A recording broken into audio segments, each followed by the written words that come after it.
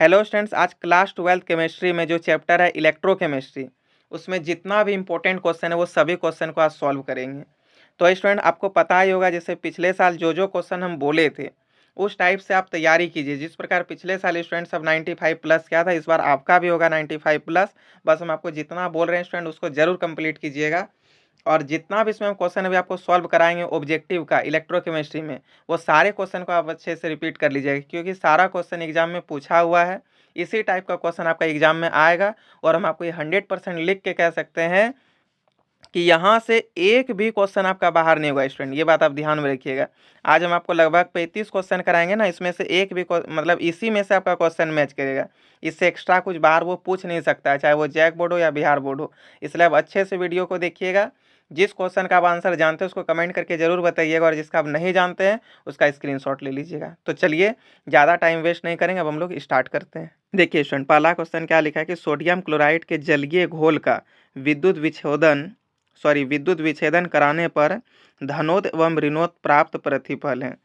धनोद means हो गया student आपका एनोड, और कैथोड पर क्या मिलेगा, है ना, क्या करने पर, इलेक्ट्रोलाइसिस करने पर। किसका? तो सोडियम क्लोराइड का। जब स्टूडेंट आप सोडियम क्लोराइड का ये कराते हैं इलेक्ट्रोलाइसिस, तब आपको O2 और H2 मिलता है। ठीक है, O2 आपको कहाँ पे मिलेगा? एनोड पे। और कैथोड पे क्या मिलेगा? H2। इसका right answer option number D हो जाएगा। देखिए स्टूडेंट, नेक्स्ट क्वेश्चन लिखा है कि विद्युत अपघटनीय सेल में एनोड होता है, यानी कि in electrolytic cell anode is, यानी कि इलेक्ट्रोलाइटिक सेल में एनोड क्या होता है? तो पॉजिटिव होता है। इसका राइट आंसर क्या हो जाएगा? Option number B. देखिए स्टूडेंट, नेक्स्ट क्वेश्चन नंबर 3 लिखा है कि विद्युत अपघटय सेल में इलेक्ट्रॉन जिस इलेक्ट्रोड से घोल में प्रविष्ट करता है उसे क्या कहते हैं? यानी कि in electrolytic cell at which electron flow in solution through that electrode is cooled. मतलब कि स्टूडेंट आपको इलेक्ट्रोलाइटिक सेल में बोला है कि जब इलेक्ट्रॉन इलेक्ट्रोड से घोल में प्रवेश करता है, मतलब जब घोल में जाता है, सॉल्यूशन में इलेक्ट्रॉन जाता है, तब उसको क्या बोलते हैं? यानी कि कैथोड से जाता है या एनोड से जाता है, या एनोड कैथोड में कोई, या फिर इसमें से कोई भी नहीं। तो इसका राइट आंसर हो जाएगा बी, यानी कि एनोड से। यानी कि एनोड से इलेक्ट्रोलाइट, ये जो आपका विद्युत अपघटय सेल होता है, यानी कि इलेक्ट्रोलाइटिक सेल होता है, एनोड से सॉल्यूशन में क्या होता है? इलेक्ट्रॉन जाता है।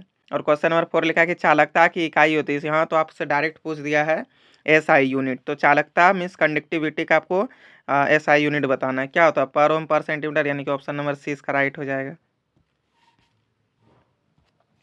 क्वेश्चन नंबर 5 में लिखा है स्टूडेंट, वह सेल जिसमें रासायनिक ऊर्जा विद्युत ऊर्जा में बदलती है। मतलब कि केमिकल एनर्जी को यदि इलेक्ट्रिकल एनर्जी में चेंज करते हैं तो उस टाइप के सेल को क्या कहते हैं? गैल्वेनिक सेल कहते हैं, है ना। चलिए नेक्स्ट क्वेश्चन की ओर बढ़ते हैं। क्वेश्चन नंबर 6 देखिए स्टूडेंट, लिखा है कि कोलराउस का नियम है। यहाँ पे ऑप्शन टाइप करना भूल गए, तो चलिए अभी ऑप्शन हम लिख देते हैं। देखिए स्टूडेंट, क्या दिया है क्वेश्चन की कोलराउस का नियम है, यानी कि Kohlrausch law is lambda m infinity equal to lambda plus फिर plus lambda minus. Option number B में क्या दे दिया है? Lambda m infinity equal to lambda plus फिर माइनस लेमडा माइनस। और सी नंबर ऑप्शन में दिखा है lambda m infinity equal to lambda, इसमें प्लस माइनस तो स्टार्टिंग में कुछ दिया ही नहीं है यहाँ पे, तो लेमडा प्लस फिर प्लस लेमडा माइनस, और इसमें दिया lambda minus plus lambda minus.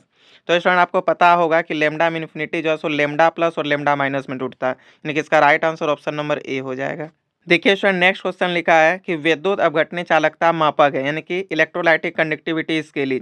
Electrolytic conductivity किसका यूनिट है, किसका मापक है? बताइए। तो रेजिस्टेंस का, पोटेंशियल का, यानी कि विभव का, या कंसंट्रेशन का, या आयनन का, यानी कि आयनाइजेशन का। तो इसका राइट आंसर हो जाएगा student option number A, resistance का। देखिए स्टूडेंट, क्वेश्चन नंबर 8 लिखा है कि विलयन की चालकता समानुपाती होती है, यानी कि conductivity of solution is directly proportional to. किसका होता है? डाइल्यूशन का, या नंबर ऑफ आयन का, या वॉल्यूम ऑफ सॉल्यूशन का, या इलेक्ट्रिकल डेंसिटी का। तो इसका राइट आंसर हो जाएगा स्टूडेंट नंबर ऑफ आयन का, यानी कि नंबर ऑफ आयन ज़्यादा होगा तो उसका चालकता भी क्या होगा? उस विलयन का, उस सॉल्यूशन का ज़्यादा होगा। तो ऑप्शन नंबर 20 का राइट आंसर हो जाएगा। देखिए स्टूडेंट, क्वेश्चन नंबर 9 लिखा है कि सेल स्थिरांक है, यानी कि सेल कांस्टेंट। ये तो डायरेक्ट डेफिनेशन में भी मैं आप लोग को लिखाए थे कि एल और ए के अनुपात को क्या बोलते हैं? सेल कांस्टेंट बोलते हैं, यानी कि इसका right answer option number A हो जाएगा, L/A। क्वेश्चन नंबर 10 लिखा है स्टूडेंट कि फेराडे की इकाई है ना, यूनिट ऑफ फेराडे। फेराडे का यूनिट क्या होता है?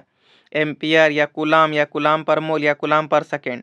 तो इसका राइट आंसर हो जाएगा student option number C, coulomb पर मोल। नेक्स्ट क्वेश्चन है स्टूडेंट कि विद्युत रासायनिक तुल्यांक का मात्रक है, यानी कि इस बार आपको यूनिट पूछ दिया किसका? तो इलेक्ट्रोकेमिकल इक्विवेलेंट का। तो बताइए स्टूडेंट, इलेक्ट्रोकेमिकल इक्विवेलेंट का क्या होता है यूनिट? ग्राम पर कूलाम होता है, यानी कि ऑप्शन नंबर सी इसका राइट हो जाएगा। क्वेश्चन नंबर 12 लिखा है स्टूडेंट, फेराडे का प्रथम नियम है E equal to MC², W equal to ZIT, E equal to HB या PB इक्वल टू NRT। तो इसका राइट आंसर क्या होगा सोचिए, तो W इक्वल टू ZIT, ये इसका राइट आंसर हो जाएगा। नेक्स्ट क्वेश्चन लिखा है स्टूडेंट, विद्युत अपघटन के नियम दिए थे, यानी कि विद्युत अपघटन का नियम कौन दिया था? ओस्टवाल्ड दिया था, लेमार्क दिया था, फेराडे या आरेनियस? तो फेराडे दिया था, इसका राइट आंसर ऑप्शन नंबर क्या हो जाएगा? सी।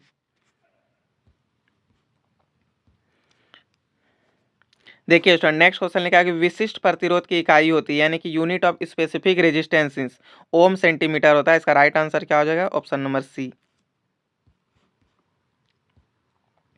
क्वेश्चन नंबर 15 लिखा है स्टूडेंट, इलेक्ट्रॉन पर आवेश होता है, यानी कि चार्ज आपको पूछ दिया है किसका? इलेक्ट्रॉन का। तो इलेक्ट्रॉन का चार्ज कितना होता है? 1.6 इंटू 10⁻⁻19 कूलम, है ना? तो ऑप्शन नंबर बी इसका राइट आंसर हो जाएगा। देखिए स्टूडेंट, नेक्स्ट क्वेश्चन लिखा है कि एक फैराडे विद्युत धारा प्रवाहित करने पर प्राप्त मात्रा बराबर होगी, है ना? कितना फैराडे बोला है? एक फैराडे बोला है, तो उसको हम लोग क्या बोलेंगे? 1 ग्राम इक्विवेलेंट या 1 ग्राम मोल या फिर इलेक्ट्रोकेमिकल इक्विवेलेंट या हाफ ग्राम इक्विवेलेंट? सोच के देखिए स्टूडेंट, क्या बोलेंगे बोलिए? इलेक्ट्रोकेमिकल इक्वेशन, है ना? इलेक्ट्रोकेमिकल इक्वेशन इनकी विद्युत रासायनिक तुल्यांक बोलते हैं, यदि आप एक फैराडे विद्युत धारा प्रवाहित करा देते हैं तो इसका right answer option number C हो जाएगा। तो इसका right answer option number C हो जाएगा। देखिए स्टूडेंट, नेक्स्ट क्वेश्चन क्या लिखा है कि 96500 कूलम विद्युत धारा CuSO4 के घोल से मुक्त करती है, ठीक है? तो हम लोग को क्या प्राप्त होगा? 63.5 ग्राम कॉपर या 31.75 ग्राम? ये तो जब हम टेस्ट लिए थे केमिस्ट्री का, तो इस क्वेश्चन को भी दिए थे, लेकिन चलिए स्टूडेंट फिर से एक बार हम आपको बना के दिखाते हैं। देखिए, CuSO4 में Cu पर +2 चार्ज होता है और SO4 का कितना होता है? -2 होता है। कुछ नहीं है स्टूडेंट, Cu का ये एटॉमिक मास कितना होता है? 63.5 होता है। इस पे चार्ज कितना? 2 है, तो 2 से भाग कर दीजिए, तो कितना आ जाएगा? 31.75 आएगा जब इसको आप इससे डिवाइड कीजिए, तो इसका right answer option number B हो जाएगा। देखिए स्टूडेंट, क्वेश्चन नंबर 18 लिखा है कि निम्नलिखित में कौन द्वितीयक सेल है, यानी कि द्वितीयक सेल सेकेंडरी जो आपका सेल है उसका एग्जांपल पूछा है। तो सेकेंडरी सेल का एग्जांपल है स्टूडेंट लेड स्टोरेज सेल, यानी कि लेड स्टोरेज बैटरी। इसका right answer option number B हो जाएगा। क्वेश्चन नंबर 19 लिखा है स्टूडेंट के फेराडे का विद्युत विच्छोदन का द्वितीय नियम संबंधित है, किससे संबंधित है बताइए? तो फेराडे का जो सेकेंड लॉ है वो किससे रिलेटेड है? क्या होना चाहिए बताइए? इक्विवेलेंट वेट ऑफ इलेक्ट्रोलाइसिस से रिलेटेड है ना? तो ऑप्शन नंबर 20 का राइट हो जाएगा। नेक्स्ट क्वेश्चन है स्टूडेंट कि विद्युत धारा जब किसी चालक से इलेक्ट्रॉन के द्वारा प्रवाहित होती है तो उस चालक को क्या कहते हैं? बता सकते हैं उसको? क्या बोलेंगे हम लोग? मेटालिक कंडक्टर बोलेंगे, इलेक्ट्रोलाइटिक कंडक्टर बोलेंगे, या नन कंडक्टर बोलेंगे, या नन ऑफ दिस हो जाएगा? तो इलेक्ट्रोलाइटिक कंडक्टर बोलते हैं। यदि आपका इलेक्ट्रॉन के द्वारा धारा प्रवाह हुआ तो उसको क्या बोलेंगे? Electrolytic conductor. क्वेश्चन नंबर 21 लिखा है स्टूडेंट की स्ट्रॉन्ग इलेक्ट्रोलाइसिस आर, यानी कि प्रबल विद्युत अपघटय कौन है? जब वो जल में शीघ्र घुल जाता है, यानी कि स्पीडली जल में वो घुलेगा, या विद्युत प्रवाहित करते हैं यानी कि पासेस इलेक्ट्रिसिटी, या उच्च तनुता पर आयनों में विभक्त हो जाते हैं, या at all dilution dissociates into ions, यानी कि सभी तनुताओं पर आयनों में विभक्त हो जाते हैं। 2 सेकंड का टाइम दिए स्टूडेंट, जल्दी से सोच के बताइए, ठीक है? इसका राइट आंसर कौन सा हो जाएगा? ABCD, तो ऑप्शन नंबर डी इसका राइट हो जाएगा। चलिए स्टूडेंट आगे बढ़ते हैं। क्वेश्चन नंबर 22 क्या लिखा है? एन इलेक्ट्रोलाइट, यानी कि विद्युत अपघटय एक क्या है? ठीक है, विद्युत अपघटय किस टाइप का रिएक्शन है वो आपको बताना है, मतलब क्या है विद्युत अपघटय? इलेक्ट्रोलाइट क्या है? तो इलेक्ट्रोलाइट का मतलब आपको बताना है क्या होता है, ठीक है? विलयन में जटिल आयन बनाता है। इलेक्ट्रोलाइट तो ऐसा कुछ नहीं होता है, केवल विद्युत प्रवाहित करने पर आयन देता है, और ठोस अवस्था में भी आयन रखता है, और केवल जल में घोले जाने पर आयन देता है। तो इसका राइट आंसर क्या हो जाएगा? ऑप्शन नंबर सी, है ना? 22 का ऑप्शन नंबर सी इसका राइट हो जाएगा। चलिए स्टूडेंट नेक्स्ट क्वेश्चन की ओर बढ़ते हैं। शुष्क सेल से विभव प्राप्त होता है, यानी कि शुष्क सेल का आपको पोटेंशियल पूछ दिया है, ठीक है? किसका? तो शुष्क सेल में से क्या? Dry cell. तो ड्राई सेल का पोटेंशियल कितना होगा स्टूडेंट, वो आपको पूछा है। तो 1.50 वोल्ट होता है, इसको याद रखिएगा, इंपॉर्टेंट क्वेश्चन है। चलिए स्टूडेंट अब हम लोग क्वेश्चन नंबर 24 देखते हैं। देखिए क्वेश्चन नंबर 24 में क्या लिखा है? विद्युत रसायन सेल में एनोड होता है। In electrochemical cell anode is, electrochemical cell में एनोड क्या होता है स्टूडेंट? निगेटिव या पॉजिटिव? जल्दी से दिमाग लगा के बताइए, ठीक है? क्या होना चाहिए, निगेटिव या पॉजिटिव? कितने बच्चों को निगेटिव लग रहा है वो कमेंट करके अपना नाम का पहला लेटर लिखिएगा, और जिसको जिसको पॉजिटिव लग रहा है वो अपना पूरा नाम लिखिएगा, ठीक है? तो वैसे इसका राइट आंसर क्या होगा? निगेटिव, ऑप्शन नंबर ए इसका राइट हो जाएगा।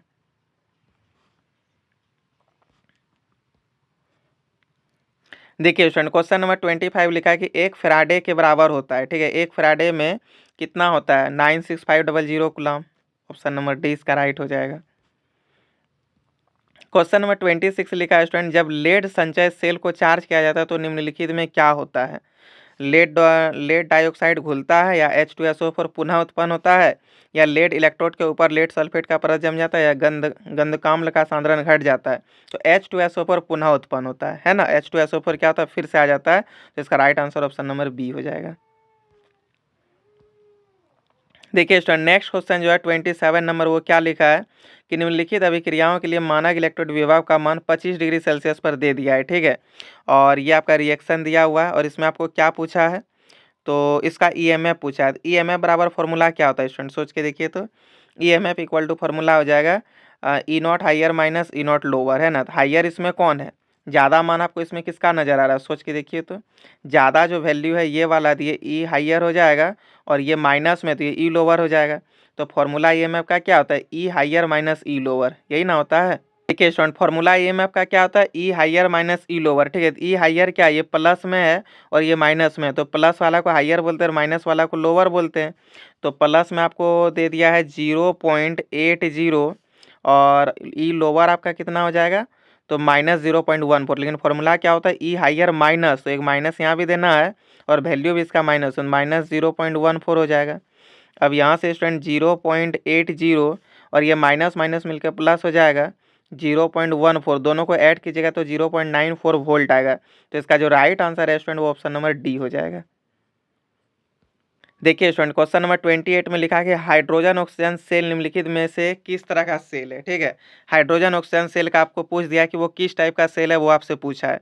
तो इसका राइट आंसर हो जाएगा स्टूडेंट ईंधन सेल है वो, यानी कि fuel cell. Option number C इसका राइट आंसर हो जाएगा। देखिए स्टूडेंट क्वेश्चन नंबर 29 लिखा है कि 1 मोल Al3 प्लस को Al में अपचयन करने के लिए ना, सबसे पहले देखिए स्टूडेंट Al+3 को Al में लाने के लिए 3 इलेक्ट्रॉन देना होगा, ठीक है। यानी कि स्टूडेंट यहाँ से आपका जो n का वैल्यू है वो कितना आ गया, 3 आ गया। तो फॉर्मूला आपको पता होगा क्या होता है, Q इक्वल टू NF, ठीक है। अब n के जगह पे वैल्यू रखिए 3, f का कितना हो जाएगा 96500। जब आप दोनों को मल्टीप्लाई करते हैं स्टूडेंट तो आपके पास कितना आता है 289,500। इसी को यदि आप पॉइंट में लिखना चाहते हैं स्टूडेंट तो देखिए 1 2 3 4 5, 5 अंक बाद यहाँ पे यदि हम पॉइंट को ले आते हैं तो इसको हम लोग ये लिख सकते हैं 2.895, उसके बाद फिर इंटू 10⁵ इतना आप लिख सकते हैं। यानी कि ऑप्शन नंबर डी इसका राइट आंसर हो जाएगा। 2.895 इंटू 10⁵ ऑप्शन नंबर डी इसका राइट आंसर हो जाएगा। देखिए स्टूडेंट क्वेश्चन नंबर 30 हम लोग को लिखा है कि ए बी और सी तत्वों का मानक अपचयन विभव का मान दे दिया है, ठीक है। मतलब कि स्टूडेंट ए बी और सी का जो रिडक्शन पोटेंशियल वो आपको दे दिया। ये ए का रिडक्शन पोटेंशियल है, ये बी का है और ये सी का है। तो स्टूडेंट इसमें आपको ऑर्डर पूछा है कि कौन सा सही होगा। देखिए तो ये वाला, ये ए नंबर ऑप्शन सही लग रहा है, बी या सी या डी।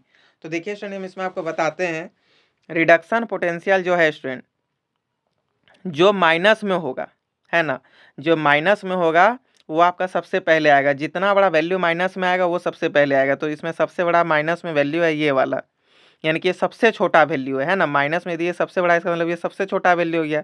तो रिडक्शन पोटेंशियल पहले ये आएगा, पहले तो बी नंबर आना चाहिए, यानी कि बी। उसके बाद सी में देखिए माइनस हो तो सी, उसके बाद आपका क्या आएगा ए, है कि नहीं। तो इसका राइट जो क्रम होना चाहिए, ऑर्डर जो होना चाहिए बी फिर सी तब ए। इसका राइट ऑप्शन क्या हो जाएगा, ऑप्शन नंबर डी इसका राइट हो जाएगा। देखिए स्टूडेंट नेक्स्ट क्वेश्चन क्या लिखा है कि किसी सेल अभिक्रिया की साम्य अवस्था पर सेल का विद्युत वाहक बल होता है, यानी कि इक्विलिब्रियम स्टेट में आपसे ईएमएफ पूछा है। तो इसका राइट आंसर क्या हो जाएगा, इक्विलिब्रियम स्टेट पे 0 होता है, शून्य। चलिए स्टूडेंट नेक्स्ट क्वेश्चन लिखा 32 नंबर में, Zn सॉलिड से Zn2 प्लस है एक्वस फॉर्म में, और फिर यहाँ पे आपको क्या दे दिया सॉल्ट ब्रिज, Cu2 प्लस से Cus गया, यानी कि सॉलिड फॉर्म में गया। तो ये किस टाइप का सेल है बताइए स्टूडेंट। ये क्वेश्चन हम आप लोगों को बताएं कि नहीं, कितना ईजी है। देखिए ये सेल तो किस टाइप का सेल होगा स्टूडेंट, सोच के देखिए। क्या वेस्टर्न सेल होगा, या डेनियल सेल होगा, या किलोमेल सेल होगा, या नन ऑफ दीज होगा। तो स्टूडेंट ये आपका डेनियल सेल होगा, यानी कि 32 नंबर। ये तो डेनियल सेल का इक्वेशन भी दिए थे ना, 32 का बी नंबर राइट आंसर हो जाएगा।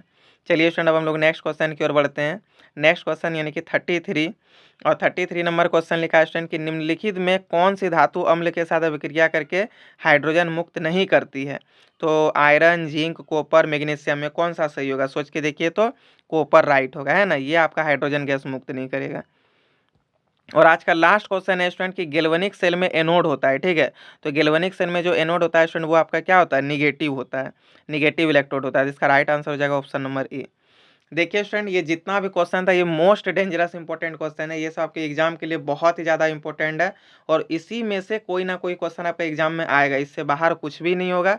और न्यूमेरिकल में हो सकता है थोड़ा बहुत, यदि ऑब्जेक्टिव का न्यूमेरिकल दे दे छोटा मोटा, तो जिस टाइप का न्यूमेरिकल बताएं स्टूडेंट उसी में से कोई टाइप मैच करेगा। तो अब अच्छे से सभी क्वेश्चन को रिवीजन कर लीजिएगा, इससे बाहर आपका कुछ भी नहीं होगा। और जो भी आपके फ्रेंड सर्कल में 95 प्लस करना चाहते हो वो सबके पास इस वीडियो को शेयर कर दीजिएगा, ताकि उसका भी 95 प्लस आ सके और उसका भी जो सपना स्टूडेंट 95 नंबर लाने का केमिस्ट्री में पूरा हो सके। तो चलिए आज हम लोग इतना ही रखते हैं, फिर हम लोग नेक्स्ट किसी चैप्टर को लेंगे, बायोमोलिक्यूल्स को लेंगे और उसका सारा ऑब्जेक्टिव को कंप्लीट करेंगे।